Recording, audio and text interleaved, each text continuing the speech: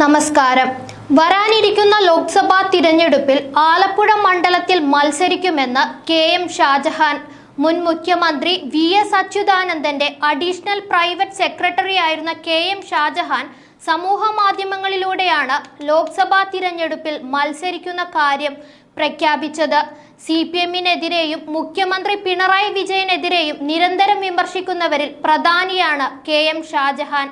VS. നിർത്തിയിടത്ത് നിന്നും ഞാൻ തുടങ്ങുകയാണെന്ന തലക്കെട്ടിൽ വി.എസ്. അച്യുതാനന്ദന്റെ ഫോട്ടോയിലേക്ക് നോക്കി നിൽക്കുന്ന സ്വന്തം ചിത്രം സഹിതം FB-യിൽ പോസ്റ്റ് ചെയ്തുകൊണ്ടാണ് ഷാജഹാൻ സ്ഥാനാർത്ഥിത്വം പ്രഖ്യാപിച്ചത്. ആലപ്പുഴയിൽ സിറ്റിംഗ് MP MM ആരിഫിനെയാണ് CPM സ്ഥാനാർത്ഥിയായി നിശ്ചയിച്ചത്. നേരത്തെ ലാവ്ലിൻ കേസിൽ ഉൾപ്പെടെ പിണറായി വിജയനെതിരെ ഗുരുതര ആരോപണങ്ങൾ ഉന്നയിച്ച വ്യക്തിയാണ് കെ.എം. ഷാജഹാൻ. മുൻപ് സെക്രട്ടേറിയറ്റിനു മുമ്പിൽ നടന്ന ഒരു സമരത്തിന്റെ പേരിൽ ഷാജഹാനെ പോലീസ് അറസ്റ്റ് ചെയ്തിരുന്നു.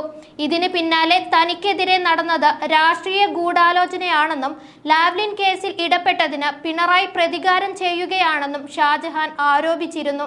അതേസമയം ആലപ്പുഴ മണ്ഡലത്തിൽ ആദ്യഘട്ടത്തിൽ തന്നെ CPM AM ആരിഫിന്റെ പേരിൽ തന്നെ ഉറച്ചു നിൽക്കുകയായിരുന്നു.